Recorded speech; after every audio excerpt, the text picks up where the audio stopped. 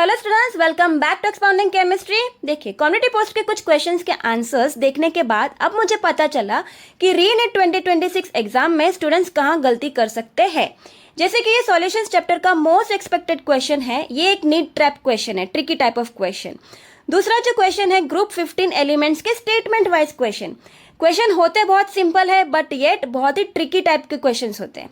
Next जो है PCl5 का sp3d हाइब्रिडाइजेशन देख के स्टूडेंट्स जो है BrF5 का हाइब्रिडाइजेशन भी sp3d टिक कर लेते हैं। जब मेजोरिटी ऑफ द स्टूडेंट्स ऐसी गलती में फंस सकते हैं नीट ट्रैप क्वेश्चंस में, तो एक बहुत बड़ा डाउट माइंड में जाता है, कुछ ना कुछ तो गड़बड़ जरूर है। इसीलिए आज के इस वीडियो में मैं आपको इन नीट ट्रैप क्वेश्चन से बचाने वाली हूँ। देखिए, कॉन्सेप्ट के साथ साथ लॉजिक और ट्रिक्स की अगर हमें समझ आ जाती है तो एग्जाम हॉल में हमसे ये गलतियां नहीं होगी।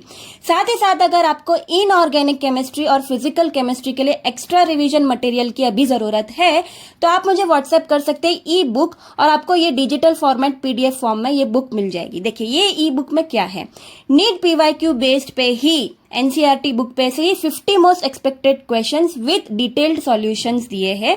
सारे सॉल्यूशंस में सिर्फ और सिर्फ ट्रिक्स एंड टिप्स है, प्रो टिप्स है, वन लाइनर्स है, जिससे आप सॉल्यूशंस को 5 मिनट्स की जगह आप सिर्फ 30 सेकंड्स में ये क्वेश्चन सॉल्व कर सकते हैं। हाँ, और कुछ क्वेश्चंस में अगर निमोनिक से आपको गा के सुनाना है तो QR कोड सॉल्यूशंस भी दिए गए। आई होप ये बुक जो है आपकी रिविजन में और 4 चांद लगा सकता है। देखिए, अगर आपकी रिवीजन हो गई है और आपको एक्स्ट्रा मटेरियल की जरूरत है तो ही मैं ये बुक आपको अभी रेकमेंड कर सकती हूँ। Okay, coming back to our video. तो स्टूडेंट्स, फर्स्ट क्वेश्चन जो मैंने पूछा था, PCl5 की हाइब्रिडाइजेशन अगर sp3d है तो क्या BrF5 की हाइब्रिडाइजेशन भी sp3d हो जाएगी? ये बिल्कुल नहीं, क्योंकि जो है सेंट्रल एटम्स दोनों में डिफरेंट है।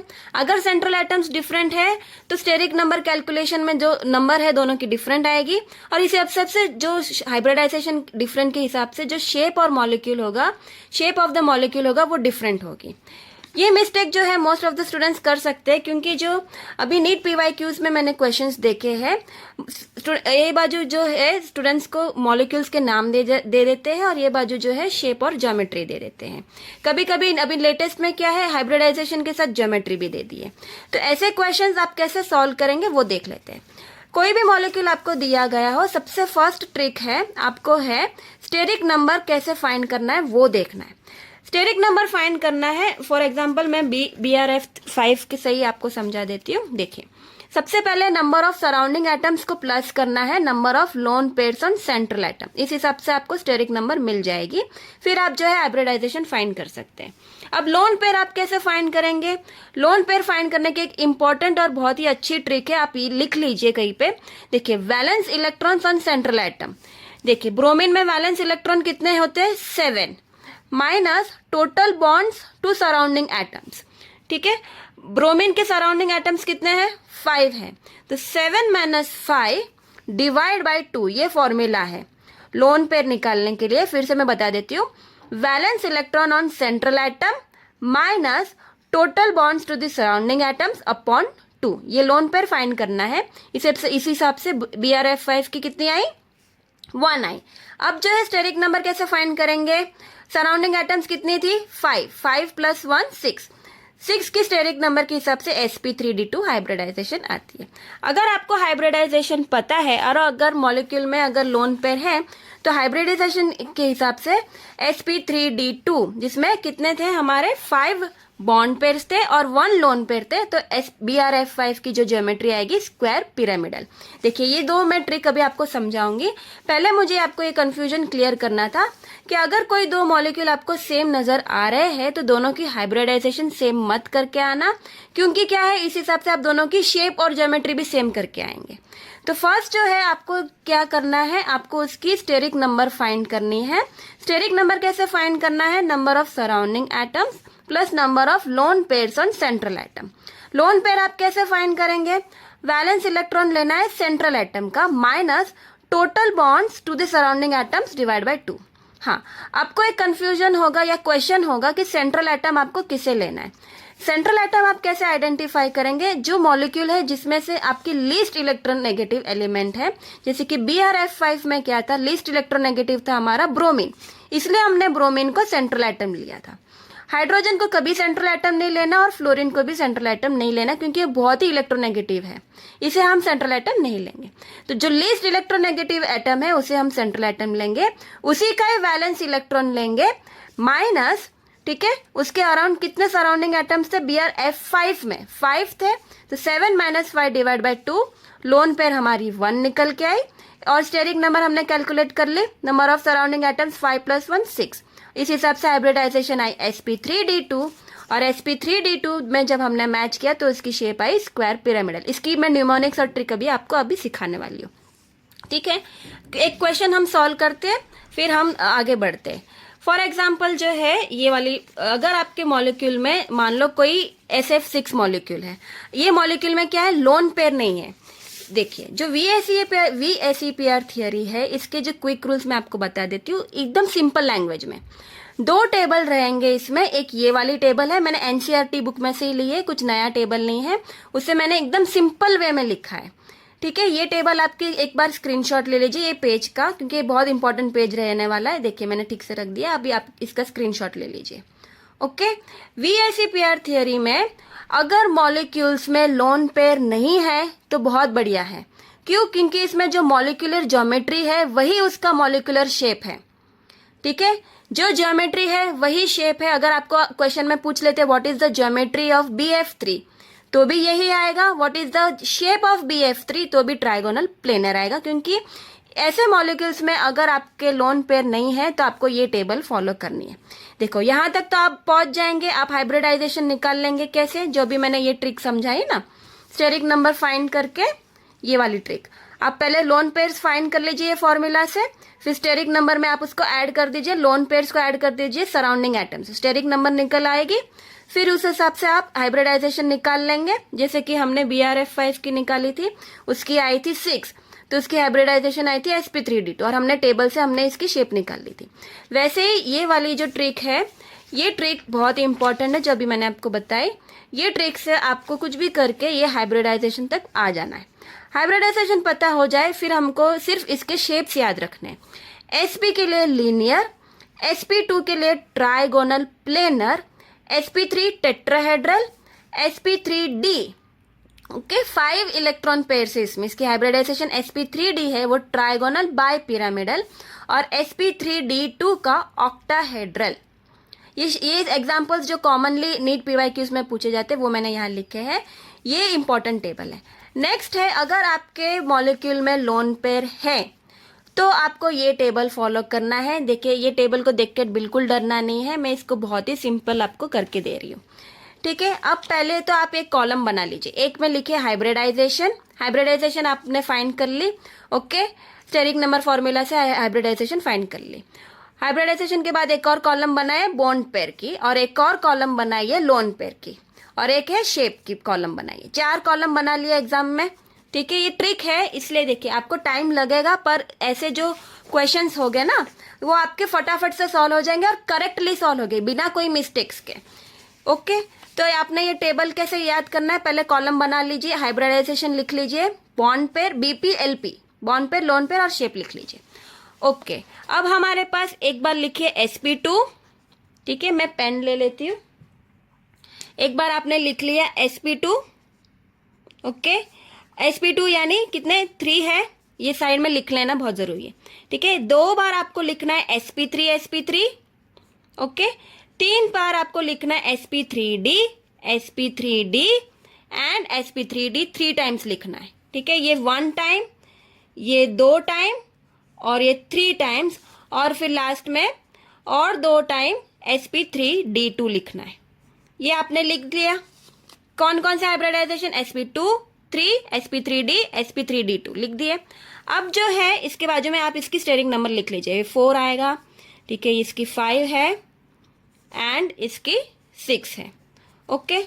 अब जो है बॉन्ड पेयर आप कैसे लिखेंगे, ये कॉलम आपको कैसे भरनी है मैं बता देती हूँ। देखिए sp2 है 3 है, इसको आप n मान लीजिए, ये जो नंबर है ना इसको n मान लीजिए। यहाँ पे जो फर्स्ट आप भरेंगे ना इसको करना है n-1, n-1 करना है। 3 है तो यहाँ 2 लिख लीजिए, n-1 करना है, 4 है, एक ही बार करना है आपको, 4 है तो यहाँ पे 3 लिख दीजिए, 5 के लिए सारी हाइब्रिडाइजेशन के लिए एक ही बार करना है। 4 है तो n-1 एक बार किया 3 लिख दिया। 5 है तो n-1 एक बार किया तो 4 लिखना है।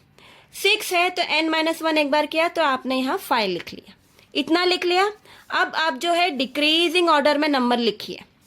3 के बाद 2 लिखिए, 4 के बाद 3 लिखिए, 2 लिखिए, 5 के बाद 4 लिखिए। अब क्या है, sp2 एक ही केस है तो यहाँ 1 लिख के छोड़ दीजिए। sp3 के लिए कैसे नंबर वाइज लिखिए 1 2।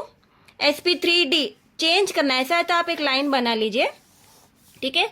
sp3d के लिए आप लिखिए 1 2 3, कुछ नहीं नंबर वाइज लिखना है, और 1 2, ठीक है। इतना आपने कॉलम फिल कर दिया। ये कॉलम सेम है इसकी तरह जो मैंने अभी यहाँ लिखा है, दोनों सेम है, ठीक है। अब जो है एक न्यूमेरिक्स में आपको बताती हूँ, BTB, ठीक है, BTB सेटल s²। ये जो फर्स्ट लेटर है ना वो आप याद रख लीजिए शेप्स का। BTB settle s²। स्क्वायर मैंने इसलिए लिखा क्योंकि इनके नाम में स्क्वायर आएगा, ठीक है। मैं नाम बता देती हूँ आपको, देखिए। अब जो है ये जो नंबर्स मैंने इस तरीके से लिखे हैं, सेम चीज जो मैंने अभी आपको यहाँ समझाई है ना कि sp2 के लिए एक बार लिखना है, sp3 के लिए 2 बार लिखना है, sp3d 3 टाइम्स और sp3d2 है 2 टाइम्स लिखना है। ये इतने बार लिख लिया आपने, ये फर्स्ट कॉलम भर दी। उसके बाद n-1 करना है, sp3 के लिए 3 लिख लीजिए पहले, sp3d के लिए 4 और यहाँ पे 5 लिखिए। फिर नंबर को डिक्रीजिंग ऑर्डर में हमने लिखा और यहाँ पे कुछ नहीं, नंबर वाइज 1 2 1 2 3 और इस तरह से लिखा। ये कॉलम भर दी। अब जो है ये वाली न्यूमेरिक्स मैंने आपको बता दी, इस हिसाब से शेप्स के नेम पहले देख लेते। चलिए, bent, trigonal pyramidal, bent, seesaw, T shape, linear, square pyramidal and then square planar. Last में प्लेनर आएगा, ठीक है, स्क्वायर प्लेनर लास्ट में, ठीक है। ये मान लो अभी ये क्वेश्चन सॉल्व करते फिर आपको ज्यादा समझ में आएगा। मान लो SF4 दिया गया है, ठीक है। अब मैंने आपको क्या फॉर्मूला बताई थी, लोन पेयर सबसे पहले फाइंड करना है। वैलेंस इलेक्ट्रॉन सल्फर पे 6 है और इसके सराउंडिंग एटम्स 4 है, तो 6 - 4 डिवाइड बाई 2 1 आया। स्टेरिक नंबर कैसे फाइंड करना मैंने आपको बताया था, सराउंडिंग एटम्स कितने हैं यहाँ पे 4 plus number of lone pair 1, तो 4 + 1 5 है, तो हमारा क्या आ जाएगा हाइब्रिडाइजेशन sp3d। ये टेबल आपने बना ली, ओके। अभी 5 हमारे पास लोन पेयर कितने हैं 1, कहाँ गया लोन पेयर, हाँ यहाँ पर भी मैंने बना ही दिया है, ठीक है। लोन पेयर हमारा 5 पे आ जाइए, ठीक है, sp3d वाले कॉलम में आ जाइए। 5 है, 1 लोन पेयर है, हाँ, और सराउंडिंग हमारे बॉन्ड पेयर कितने हैं 4, ठीक है। इस हिसाब से कौन सा आया, सीसॉ आया, तो आपने SF4 को सीसॉ पे टिक कर दिया। 3 स्टेप्स है ये क्वेश्चन सॉल्व करने के लिए। सबसे पहले है find the lone pairs, find the steric number and then match with this table trick. Table आपने आई होप बनाना सीख लिया और मैंने जैसे आपको अभी बताया उस हिसाब से। एक और क्वेश्चन सॉल्व करते हैं, जैसे कि XeF4 है, इसमें भी सेंट्रल एटम कितने वैलेंस इलेक्ट्रॉन है जेनॉन पे 8 माइनस सराउंडिंग एटम्स कितने 4, 8 - 4 डिवाइड बाई 2 कितने आए लोन पेयर्स हमारे 2 लोन पेयर आ गए। अच्छा, बॉन्ड पेयर हमारे 4 है, यानी सराउंडिंग एटम्स हमारे 4 है, 4 प्लस लोन पेयर कितने हैं 2, तो 4 + 2 6, तो sp3d2 हाइब्रिडाइजेशन आ गया। सीधा ये टेबल पे आ जाइए, ठीक है, डायरेक्ट ये टेबल पे आ गए, ओके। हमारे लोन पेयर्स कितने हैं 2, बॉन्ड पेयर्स 4। आपको इसका शेप क्या लिख के आना है, स्क्वायर प्लेनर पे टिक करना है, ओके। एक जो आपको ध्यान में रखना है, जो XeO3 जिसमें ऑक्सीजन वाले कंपाउंड आ जाते हैं ना, तो आप क्या करते हैं XeO3 का, मान लो आपको ये शेप भी नहीं पता, पर आपको जो ये नंबर ऑफ सराउंडिंग एटम्स या बॉन्डेड एटम्स लेना है, उसमें सिर्फ जो सिग्मा वाले हैं ना, इसमें क्या है, एक बॉन्ड सिग्मा है, एक पाई है, एक सिग्मा है, एक पाई है, एक सिग्मा है, एक पाई है, तो ओनली जो सिग्मा सराउंडेड एटम्स है ना उसी को स्टेरिक नंबर में कैलकुलेशन में लेना है, ओके।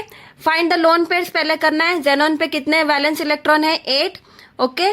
सराउंडिंग एटम्स में हमें कितने लेने हैं, ठीक है। नंबर ऑफ बॉन्ड्स कितने हैं, इसमें जो मैंने फॉर्मूला बताई थी ना, नंबर ऑफ लोन पेयर्स कैसे फाइंड करना है, total bonds to the surrounding atoms, ये आप लिख लीजिएगा।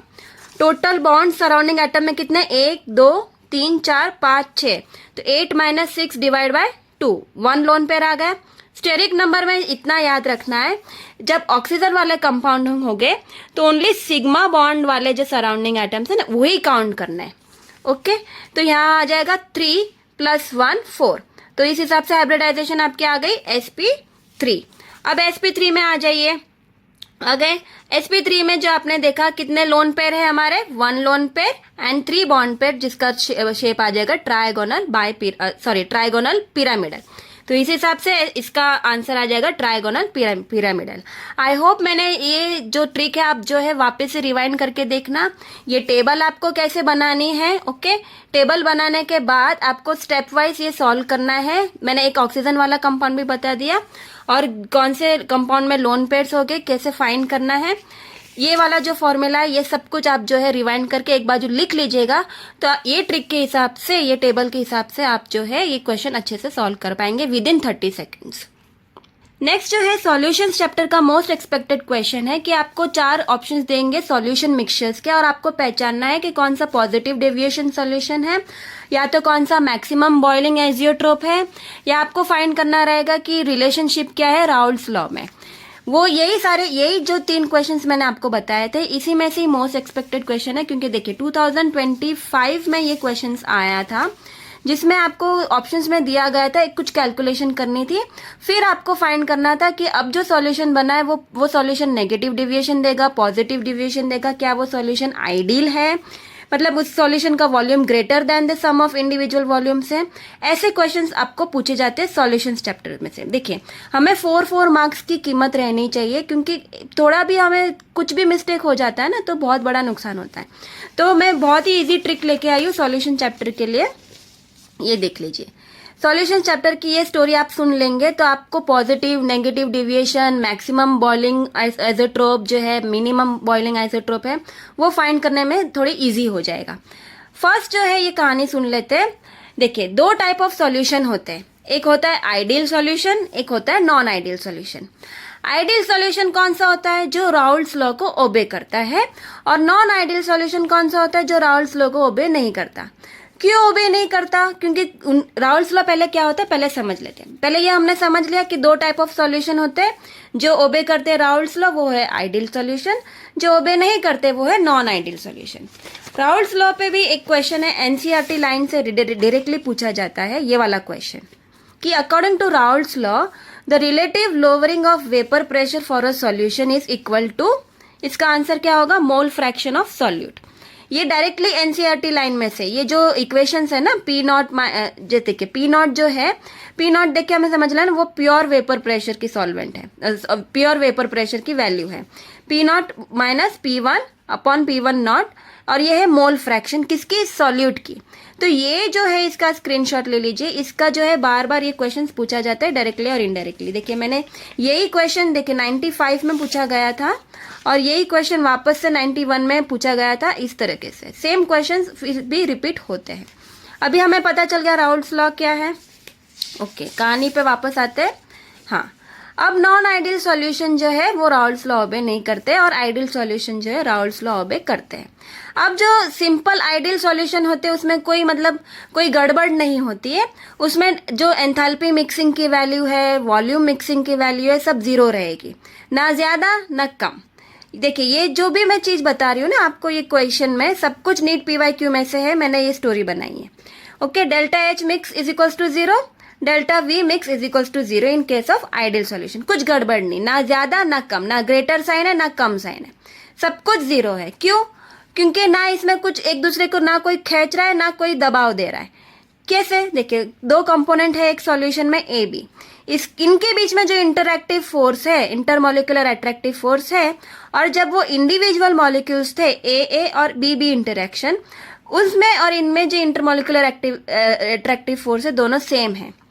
ना किसी को ताकत लगी ये बॉन्ड तोड़ने में, ना किसी की बॉन्ड स्ट्रेंथ ज्यादा, ऐसा कुछ नहीं। जो इंटरेक्टिव फोर्स यहाँ थे, बॉन्ड बनने के बाद AB अनलाइक मॉलिक्यूल्स के बॉन्ड बनने के बाद भी दोनों के इंटरमॉलिक्यूलर अट्रैक्टिव फोर्स सेम थे, इसलिए डेल्टा H मिक्स जो है 0 है और डेल्टा V मिक्स भी 0 है।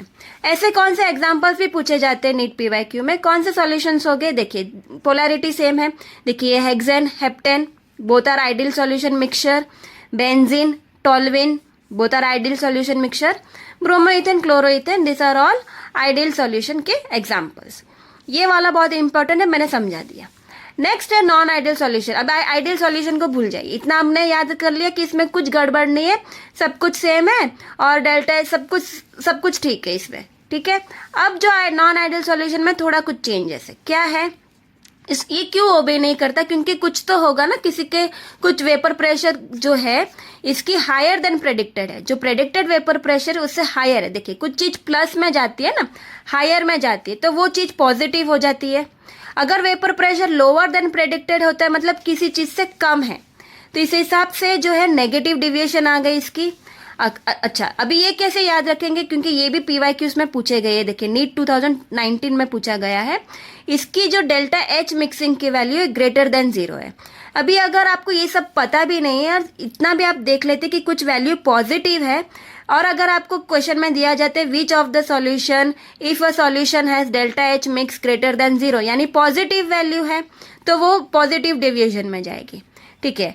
अभी हमें पता है कि डेल्टा H मिक्सिंग जो वैल्यूज होती है, देखिए अगर नेगेटिव वैल्यू है तो एंथैल्पी ऑफ मिक्सिंग नेगेटिव होगी, और डेल्टा H मिक्सिंग अगर ग्रेटर देन 0 है तो enthalpy mixing is positive, okay. इस हिसाब से नेगेटिव की भी ऐसा ही है, less than 0 it is exothermic reaction, and delta V mix less than 0 it is volume जो है कॉन्ट्रैक्ट हो रही है। इतना हमने पता लगा लिया। अब जो है ये क्वेश्चन आप कैसे सॉल्व करेंगे इसकी ट्रिक समझ लेते हैं। देखिए tricks to identify positive deviation solutions and negative deviation solutions. देखिए ये वर्ड याद रख लीजिए, TOPE, पॉजिटिव का PO, नेगेटिव का NE। TO ये बाजू ले लीजिए, PE ये बाजू ले लीजिए। देखिए साइमल्टेनियसली समझते हैं दोनों कैसे याद रखना है। मान लो सॉल्यूशन कंपोनेंट्स दो है, A एंड B। अगर मैंने क्यों यहाँ पे टॉक्सिक रिलेशन लिखा है, क्योंकि दोनों के बीच में रिलेशनशिप इतना अच्छा नहीं है, वो दोनों एक दूसरे को छोड़ना चाहते हैं, ठीक है। दोनों A and B weak interactions, जबकि A and B perfect strong relationship, okay. This is toxic relationship, toxic. PE यानी परफेक्ट है, दोनों में बहुत ही स्ट्रॉन्ग बॉन्डिंग है। अब क्या होगा, अगर वीक होगा तो ये जल्दी बॉयल हो जाएंगे, तो इनकी जो बॉइलिंग पॉइंट होगी वो लोअर होगी, कम होगी। ये दोनों एक दूसरे को अच्छे से जल्दी से छोड़ना चाहते हैं ना, वीक है जल्दी टूट जाएगा, टेंशन हाई है, हाई वेपर प्रेशर है, जल्दी बॉइल्ड हो जाएंगे, इसलिए इनकी जो है सब कुछ कम बहुत ही जल्दी बॉयल हो जाएंगे, तो इनकी मिनिमम बॉइलिंग एजियोट्रोप रिक्वायरमेंट रहेगी। और जबकि नेगेटिव डिविएशन सॉल्यूशन में कैसे याद रखना है, ये दोनों के बीच में बॉन्डिंग इतनी परफेक्ट और स्ट्रांग है, तो ये दोनों के बीच में जो लो वेपर प्रेशर होगा, ये बॉयल होने में टाइम लगेंगे, एक दूसरे को छोड़ने में टाइम लेगा, तो इसकी जो है लेट बॉइलिंग होगी यानी हाई बॉइलिंग हुआ तो इसकी मैक्सिमम बॉइलिंग एजियोट्रोप होगी। ये एक पूरी कहानी है, अगर आप याद रख सको तो बहुत ही ईजी रहेगा। ये वर्ड जो है TO यानी टॉक्सिक, ये दोनों एक दूसरे को छोड़ना चाहते हैं। PE यानी परफेक्ट, ये दोनों के बीच में बहुत ही स्ट्रांग बॉन्डिंग है। अगर स्ट्रांग बॉन्डिंग होगी तो उनको बॉयल होने में बहुत टाइम लगेगा, छोड़ेंगे नहीं वो एक दूसरे को, इसलिए जो मैक्सिमम होगा तो इसके लिए मैक्सिमम बॉइलिंग एजियोट्रोप होगा। तो negative deviation maximum boiling azeotrope, और पॉजिटिव डिविएशन यानी मिनिमम बॉइलिंग एजियोट्रोप। अब आप समझते हैं ये वाले क्वेश्चंस जो है ना, ये कैसे हम अच्छे से सॉल्व करते हैं। जैसे कि ये वाला क्वेश्चन है, इथेनॉल और एसीटोन, ये देगा पॉजिटिव डिविएशन। क्यों? क्योंकि इथेनॉल में जो अभी मैंने बताया था ना, पॉजिटिव यानी आप इसके बाद लिखा है टो मैंने अभी जो आपको समझाया था, टॉक्सिक रिलेशनशिप है। ए और बी के बीच में यानी इथेनॉल और एसीटोन के बीच में बहुत ही वीक बॉन्डिंग है, इसे आप अच्छे से तोड़ सकते हो। अगर इसके सिवा अगर हमको क्वेश्चन पूछा जाता है कि इसकी मिनिमम बॉइलिंग एसिट्रोप किसकी है, तो भी इसका आंसर इथेनॉल और एसीटोन होता है, क्योंकि ये ए और बी ये दोनों कंपोनेंट के बीच में वीक इंटरैक्टिव फोर्स है, इसीलिए ये दोनों को अच्छे से इजीली तोड़ सकते हैं। मिनिमम बॉइलिंग रिक्वायरमेंट है, इसलिए ये मिनिमम बॉइलिंग एजियोट्रोप होगा। इसका आंसर होगा इथेनॉल और एसीटोन। पॉजिटिव डिविएशन, पो के बाद हमने टॉक्सिक लगा दिया, PO TO, जो वर्ड था TOPE हमने TO लगा दिया पॉजिटिव डिविएशन में, वो ट्रिक जो मैंने बताई थी। और अगर नेगेटिव डिविएशन पूछा होता तो मैं यहाँ पे ये लगा देती। अभी क्वेश्चन में पूछा था पॉजिटिव डिविएशन, तो टॉक्सिक याद रखना है। ए और बी के बीच में बहुत ही वीक इंटरैक्शन है, ये 4 ऑप्शंस आप देख लीजिए, ये दोनों के बीच में वीक इंटरैक्शन नहीं है। क्यों? क्योंकि एसीटोन का जो ऑक्सीजन है ना, वो एक क्लोरोफॉर्म के क्लोरीन के साथ बॉन्ड बना देगा, तो ये दोनों के बीच में स्ट्रॉन्ग इंटरैक्शन है, A and B strong interaction, तो ये होगा negative deviation. Chloroethane, bromoethane, benzene toluene अभी हमने पढ़ा था, दोनों आइडियल सॉल्यूशन है। पॉजिटिव डेविएशन सिर्फ इथेनॉल और एसीटोन का है। नेक्स्ट जो है mixture that forms maximum boiling azeotrope, अभी मैंने बताया था मैक्सिमम किस केस में होगा, नेगेटिव में होगा। देखिए नेगेटिव डेविएशन सॉल्यूशन में होगा। क्यों, फिर से समझा देती हूँ। नेगेटिव यानी perfect relationship, A and B के बीच में बहुत ही स्ट्रॉन्ग इंटरैक्शन है, इसे तोड़ना बहुत मुश्किल है। हाई बॉइलिंग पॉइंट लग जाएगी, तो हाई यानी मैक्सिमम समथिंग, तो मैक्सिमम बॉइलिंग एजियोट्रोप यानी नेगेटिव डेविएशन सॉल्यूशन हमें ढूंढना है। जिसमें से कौन सा होगा, किसकी बीच में बॉन्डिंग अगर स्ट्रॉन्ग होगी, वाटर और नाइट्रिक एसिड, कोई भी मान लो आयंस इलेक्ट्रोलाइट्स हैं। फॉर एग्जाम्पल दूसरा एग्जाम्पल मैं अगर आपको बताती हूँ, क्लोरोफॉर्म और एसीटोन है। नेक्स्ट एग्जाम्पल अगर यहाँ पे क्लोरोफॉर्म और एसीटोन जो यहाँ दिया गया है वो भी नेगेटिव डेरिवेशन में आएगा। ठीक है, तो ये याद रखना है, इसका आंसर ऑप्शन बी है। ये तो वाला तो मैंने अभी आपको समझा दिया। नीट 2025 में जो ये क्वेश्चन पूछा गया था, बहुत ही, अगर आपको एलिमिनेशन ट्रिक लगाना था ना, तो मैं आपको बता देती हूँ। ये क्वेश्चन अगर 10 सेकेंड्स में सॉल्व करना चाहिए तो कैसे करना चाहिए। देखिए ये क्वेश्चन अब भूल जाइए, ऑप्शंस को देखिए। एक ऑप्शन है द सॉल्यूशन इज आइडियल, एक ऑप्शन है the solution shows positive deviation, the solution has volume greater than the number of individual volumes. अभी मैंने जो आपको कहानी बताई थी कि पॉजिटिव डेविएशन में सब नंबर पॉजिटिव होता है ग्रेटर देन 0। ठीक है, ये आपको कहानी अगर याद रह गई होती तो ये ऑप्शंस को देख के तुरंत ही 10 सेकेंड्स में ये आपको करना भी नहीं पड़ता सॉल्व, और ये क्वेश्चन सॉल्व हो जाता। देखिए अगर सॉल्यूशन पॉजिटिव डेविएशन दिखा रहा है तो वही वापस दो ऑप्शन एक जैसे नहीं दे सकते। वो जो क्वेश्चन एग्जामिनर है जो है, दो सॉल्यूशन, ये इसका मीनिंग भी सेम है और इसका मीनिंग भी सेम है। अगर पॉजिटिव डेविएशन देगा तो जो वॉल्यूम होगा वो more than the sum of the individual volumes होगा। जो मैंने अभी आपको ये कहानी बताई थी कि पॉजिटिव डेविएशन के लिए सब नंबर पॉजिटिव ही होगा, ग्रेटर देन 0 होगा। सॉल्यूशन जो होगा उसकी volume greater than the sum of individual volumes होगी। तो ये दो ऑप्शन एलिमिनेट हो जाते हैं आपके। हाँ, अगर आपको क्वेश्चन में दिया गया है 5 मोल्स और 10 मोल्स, दो कंपोनेंट है liquid X and liquid Y, 5 moles and 10 moles, और आपको एक ऑब्जर्व्ड प्रेशर, वेपर प्रेशर का वैल्यू दे दिया है 70 टॉर। दोनों के जो प्योर सॉल्वेंट है बहुत ही डिफरेंट वैल्यू से, एक है 63 और दूसरा है, अगर ये 65 होता तो हम कुछ और समझते, पर ये दोनों की जो है वेपर प्रेशर प्योर सॉल्वेंट की बहुत दूर दूर वैल्यू है। दोनों अगर सेम होती, देखिए अगर वेपर प्रेशर सेम होती तो वो सॉल्यूशन होती आइडियल। तो ये वाला जो ऑप्शन है वो भी एलिमिनेट आप कर देते। ये दोनों का मीनिंग सेम था, पॉजिटिव और ए और डी का, तो आपने एलिमिनेट कर दिया। आइडियल ये हो नहीं सकता था क्योंकि 5 मोल से 10 मोल से प्योर सॉल्वेंट के वेपर प्रेशर बहुत दूर दूर वैल्यू है। वो जब अगर आप कैलकुलेट भी कर लेते तो जो ऑब्जर्व वेपर प्रेशर है वो कैलकुलेटेड वेपर प्रेशर से तो डिफरेंट ही होता, तो आइडियल सॉल्यूशन वो होता नहीं। तो आप टिक कर देते नेगेटिव डेविएशन। ये आपको तब, अगर ये आप तब सॉल्व करते हैं एलिमिनेशन ट्रिक से, अगर आपको मैंने अभी जो आपको ये कहानी बताई, ये पूरी कहानी का स्क्रीनशॉट भी आप ले लीजिएगा। ये अगर आप अच्छे से समझ लेंगे तो ऐसे डिफिकल्ट क्वेश्चंस भी जो है बहुत अच्छे से 10 सेकेंड्स में सॉल्व हो सकते हैं। अगर आपको मान लो अगर कैलकुलेट भी करना है तो आप इस तरीके से भी कैलकुलेट करके आंसर निकाल सकते हैं। नेक्स्ट जो है वो स्टेटमेंट वाइज क्वेश्चन था, ग्रुप 15 एलिमेंट्स में से मोस्ट एक्सपेक्टेड क्वेश्चन है।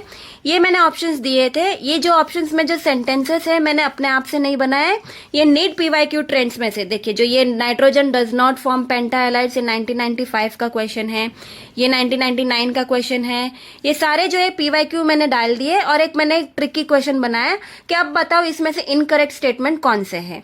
ऐसे ही क्वेश्चंस मैंने जो ई बुक अभी मैंने आपको बताया स्टार्टिंग ऑफ द वीडियो में, उसमें मैंने ऐसे ही क्वेश्चंस फ्रेम किए, मोस्ट एक्सपेक्टेड क्वेश्चन, जो अगर आप सॉल्व कर देंगे तो आपकी रिवीजन बहुत अच्छे से हो जाएगी। Coming back to the question, देखिए अभी ये क्वेश्चन कैसे सॉल्व करना है। आपने मोस्ट ऑफ द स्टूडेंट्स ने बी टिक किया या सी किया, किसी ने करेक्ट आंसर जो ए है इसे किसी ने टिक किया ही नहीं। देखिए क्वेश्चन को समझते हैं। अब जो ग्रुप 15 के एलिमेंट्स अगर आपको क्वेश्चन में पूछते तो पहले तो इसको इस तरीके से लिख लीजिए रफ में, न पास सब बी, ये लिख दिया आपने। और आपको पता है कि नाइट्रोजन फॉस्फोरस जो है एसिडिक ऑक्साइड्स होते हैं, ये एम्फेटेरिक होता है और ये बेसिक ऑक्साइड्स। क्यों? क्योंकि ऊपर वाले जो आप पीरियोडिक टेबल अगर आप देखते हैं हमें पता है कि ये जो ऊपर वाले जो कंपाउंड्स है ये सारे नॉन मेटल्स है। यहाँ पे मोस्टली आपको मेटल्स दिखेंगे, ये नॉन मेटल्स दिखेंगे। और पीरियोडिक ट्रेंड के हिसाब से जो मेटेलिक कैरेक्टर है वो ऊपर से नीचे जो है डिक्रीज होती है, वही मैंने यहाँ पे लिखा है। हाँ, मेटेलिक कैरेक्टर जो है, सॉरी डिक्रीज नहीं इंक्रीज होती है, ये मैंने यहाँ पे अच्छे से लिखा है। कैसे, क्यों, ऐसा क्यों? देखिए, when we go down the group atomic size increase हो रही है, ठीक है, ये तो बहुत ही जनरल है, हमने पता है। जब भी हम पीरियोडिक ग्रुप के डाउन जाते हैं, डाउन द ग्रुप जाते हैं, तो एटॉमिक साइज है वो इंक्रीज होती है। इस हिसाब से एटॉमिक साइज इंक्रीज होगी तो इलेक्ट्रोनेगेटिविटी डिक्रीज होगी और मेटेलिक कैरेक्टर इंक्रीज होगी, ये नहीं भूलना है। अगर आपको ये ट्रेंड भी नहीं पता और अगर आपको जनरल कैरेक्टरिस्टिक पता है कि नाइट्रोजन मेटल नहीं है, नाइट्रोजन तो नॉन मेटल है, एंड वी नो कि नॉन मेटल्स जो है वो हमेशा एसिडिक ऑक्साइड्स बनाते हैं और मेटल्स जो है वो बेसिक ऑक्साइड्स बनाते हैं, ये भी अगर आपको याद रख गया होता तो ये क्वेश्चन में आप अच्छे से टिक कर सकते थे कि हाँ, the oxides of bismuth are acidic in nature. No, it is incorrect, क्योंकि ये तो बेसिक इन नेचर बनेंगे, क्योंकि ये तो मेटल है, जो भी मैंने आपको समझाया। ओके, अभी जो नेक्स्ट ट्रेंड्स है उसे भी अच्छे से समझते वन बाय वन कि ये ग्रुप 15 के सारे नीट PYQs जो है उस पे से मैंने एक 1 page and most expected read NEET questions मैंने बनाए हैं। देखिए, 1 लाइनर्स ही है, देख लेते हैं। ये नीट 2001 का क्वेश्चन है। Due to weak p-pi bonding and large size of phosphorus as compared to nitrogen, nitrogen की छोटी साइज है, फॉस्फोरस की साइज इन कंपेरिजन बड़ी है, इसलिए फॉस्फोरस जो है does not form P2, it converts into P4। ये जो क्वेश्चन है, देखिए पूछा जाता है, देखिए जो नाइट्रोजन होता है ना, इसमें जो है p-pi बॉन्डिंग हो सकती है, स्ट्रांग होगी नाइट्रोजन में, क्योंकि इसमें सब ऑर्बिटल्स जो है सब कुछ छोटा है, इसकी साइज छोटी है। फॉस्फोरस में जैसे ही साइज बड़ी हो जाती है तो इसमें p-pi बॉन्डिंग हो नहीं पाती, इसलिए जो ये डाई मॉलिक्यूल है ना, बाई मॉलिक्यूल, ये बन नहीं पाएगा, वो कन्वर्ट हो जाएगा P4 में। नेक्स्ट जो है लाइन है, 1 लाइनर्स है। एसिडिक नेचर पूछा जाता है ऑक्साइड्स के, ये बहुत ही IMP शायद लास्ट ईयर भी पूछा गया था, वो क्वेश्चन था, हाँ ये था कि 2 स्टेटमेंट दी गई थी कि कहा था कि antimony can not form antimony pentoxides. देखो ऐसा है नहीं, ग्रुप 15 के जो एलिमेंट्स है वो E2O3 और E2O5 सारे कंपाउंड्स बनाते हैं, तो एंटीमनी भी एंटीमनी पेंटॉक्साइड बनाएगा। ओके, तो ये स्टेटमेंट जो है गलत रह जाती। और क्या, like nitrogen that can form ammonia, arsenic can form arsine. हाँ सही बात है, अगर NH3 बनता है तो ये SH3 भी बनता है, तो ये स्टेटमेंट सही थी और ये स्टेटमेंट गलत था। Coming back to this 1 liner, हाँ acidic nature of group 15 oxides पूछते हैं। देखिए ये बहुत ही सिंपल है, it decreases when we go from top to bottom. जो N2O5 है वो मोस्ट एसिडिक है, जिसकी रीजन मैंने अभी बताई थी। देखो इसमें क्या है, हम क्या एग्जाम में क्वेश्चंस देख के डर जाते हैं। मैंने बताया था नाइट्रोजन फॉस्फोरस नॉन मेटल्स है, नॉन मेटल्स एसिडिक ऑक्साइड होते हैं और जैसे जैसे डाउन द ग्रुप जाते हैं बिस्मुथ हो जाते हैं बेसिक ऑक्साइड्स। अब जो है जब ये N2O5 फॉर्म में आ जाते हैं, पेंटॉक्साइड फॉर्म में आ जाते हैं, तो कौन सी ज्यादा एसिडिक होगी? Naturally N2O5 will be the answer. Next है, हाँ अब क्या है, ऐसे ऑक्साइड्स दे दिए गए हैं अलग अलग फॉस्फाइड्स, आपको क्या कैसे फाइंड करना है कौन सी, which is the lowest acidic. Trick मैं बता देती हूँ। एसिडिक यानी क्या है, वो हंगर है इलेक्ट्रॉन्स के लिए, बहुत ही एसिडिक, उसे इलेक्ट्रॉन्स चाहिए, उसके पास इलेक्ट्रॉन की बहुत कमी है। क्यों? अगर इलेक्ट्रॉन की कमी होगी तो उसकी हायर ऑक्सीडेशन स्टेट होगी, higher oxidation state more hungry for electrons, यानी इट इज मोर एसिडिक। ये वाला जो अगर लाइन या कहानी आपको याद रह जाती है, acidic, hungry for electrons, okay, higher oxidation state, they don't have electrons, higher oxidation state, तो इसमें से जिसकी ऑक्सीडेशन स्टेट सबसे हायर होगी वही आपका आंसर होगा। फॉर एग्जाम्पल देख लेते, देखिए AS4O6 में आर्सेनिक +3 है, इसमें +5 है, P4O6 में फॉस्फोरस +3 है और P4O10 में फॉस्फोरस जो है +5 है। तो हाईएस्ट ऑक्सीडेशन स्टेट जो है +5, इसका ले लेंगे P4O10, ओके, देन इसका ले लेंगे। अब अगर अभी ने क्या किया है, आर्सेनिक को बाद में क्यों रखा है और फॉस्फोरस को पहले इसलिए रखा है क्योंकि down the group acidic character, अभी हमने देखा था एसिडिक कैरेक्टर डिक्रीज हो रही है और हमें क्वेश्चन में क्या पूछा गया, विच इज द लोवेस्ट एसिडिक। तो एसिडिक कैरेक्टर डिक्रीज हो जाएगी, तो सबसे ज्यादा एसिडिक होगा P4O10, फिर सबसे कम एसिडिक होगा AS4O6 जिसके ऑक्सीडेशन स्टेट सबसे कम है। ओके, तो ये याद रखना, higher oxidation state more acidic. Okay, higher oxidation state किसकी थी? P4O10 की। मोर एसिडिक थी, मोर एसिडिक इसलिए क्योंकि down the group acidic character decrease होते हैं। वैसे ही जो है बेसिक ऑर्डर ऑफ हाइड्राइड्स पूछा जाता है, हाइड्राइड्स में भी सेम है, top to bottom it decreases. Why? देखिए ये याद रखिए, मैंने थोड़ा ये अच्छे से ड्रॉ किया है। देखिए बेसिसिटी यानी कुछ देना, इलेक्ट्रॉन डोनेट करना। कब वो डोनेट कर पाएंगे? जब सब इलेक्ट्रॉन जो लोन पेयर है वो एक जगह पे लोकलाइज्ड हो गए। अगर बिखरे हुए हो गए तो वो क्या अच्छे से डोनेट कर पाएगा? नहीं। NH3 जो है नाइट्रोजन छोटी साइज होने के लिए जो लोन पेयर है अच्छे से लोकलाइज्ड होते हैं and it is available for donation. जैसे जैसे डाउन द ग्रुप जाते हैं और साइज बड़ी होती जाती है तो इलेक्ट्रॉन पेयर जो है ना, वो जो ऑर्बिटल्स है वो डिफ्यूज्ड हो जाती है साइज के हिसाब से। जो ऑर्बिटल्स में इलेक्ट्रॉन तो ऑर्बिटल्स में रहेंगे ना, तो इलेक्ट्रॉन्स जो ऑर्बिटल्स है वो डिफ्यूज्ड हो जाते हैं, स्प्रेडेड हो जाते हैं, तो वो एक जगह पे लोकलाइज्ड नहीं है अच्छे से डोनेट करने के लिए। तो ये अच्छे से डोनेट नहीं कर पाएंगे, जैसे जैसे नीचे जाएंगे तो इसकी साइज बढ़ती जाएगी। इसलिए जो नाइट्रोजन है जिसपे लोन पे अच्छे से लोकलाइज्ड है, अवेलेबल है डोनेशन के लिए, वो अच्छा बेसिक कैरेक्टर दिखाएगा। तो बेसिसिटी ऑर्डर भी इस तरह से याद रखना है। नेक्स्ट जो क्वेश्चन पूछा जाता है, हाँ, डायपोल मोमेंट भी टॉप टू बॉटम डिक्रीज होगा। रीजन मैं बता देती हूँ। डायपोल मोमेंट यानी पोलैरिटी पे डिपेंड करता है। E और H, E यहाँ पे ये है नाइट्रोजन, फॉस्फोरस, आर्सेनिक, एंटीमनी और बिस्मुथ। अगर ये दोनों के बीच में जो है पोलैरिटी डिक्रीज होती जाएगी, जो कि डाउन द ग्रुप डिक्रीज होती है, तो इस हिसाब से डायपोल मोमेंट भी डिक्रीज होगी। दूसरा जो रीजन है, ये जो यहाँ जैसे जैसे नीचे जाएंगे तो बॉन्ड एंगल्स जो है 90 डिग्री के ये जो है ना PH3 जो है वो जो H बॉन्ड है वो 90 डिग्री पे हो गए, तो ये बहुत ही सिमेट्रिकल इन नेचर हो जाएगा। अगर कुछ चीज सिमेट्रिकल नेचर में हो जाएगा तो बॉन्ड डायपोल्स जो है एक दूसरे को कैंसल आउट करेंगे और बॉन्ड डायपोल्स जो है डिक्रीज होती जाएगी। इसलिए सबसे ज्यादा जो है NH3 में, जिसकी शेप ट्राइगोनल पिरामिडल है, इसकी सबसे ज्यादा डायपोल मोमेंट होगी पोलैरिटी के हिसाब से। ठीक, तो ये सारे जो क्वेश्चंस तो मुझे बताने थे, यहाँ पे मिस्टेक्स होती है।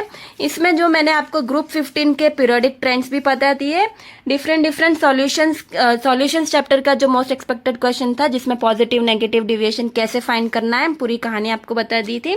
नेक्स्ट जो है मैंने हाइब्रिडाइजेशन कैसे फाइंड करना है, VAC/PR के सिंपल रूल्स, वो भी बता दिया इस वीडियो में। आई होप आपको ये लेक्चर यूजफुल लगा होगा। अगर यूजफुल लगा होगा तो please like, share and subscribe. वो मुझे मोटिवेट करता है कि और एक्चुअल कंटेंट आपके लिए लेके आओ। Thank you so much.